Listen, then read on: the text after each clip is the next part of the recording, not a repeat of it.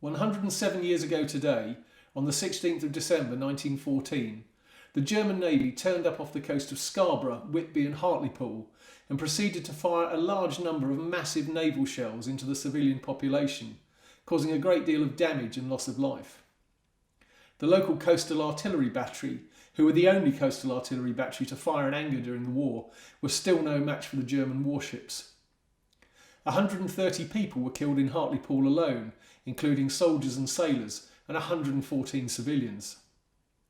Souvenirs of the bombardment were hugely popular. This particular one from the Great War Huts collection, still in its original tin, which says Bombardment at Hartlepool in December 1914, contains a large piece of one of those massive German naval shells.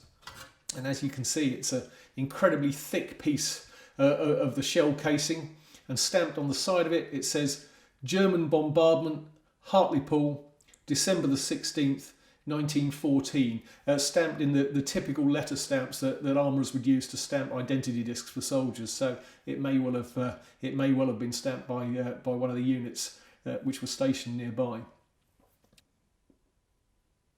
Whatever the German Navy thought that they were going to achieve by shelling civilians in their own homes, what they actually achieved was massive amount of international outrage, huge numbers of men joining the army as a direct result of the bombardment of Scarborough, Whitby and Hartlepool,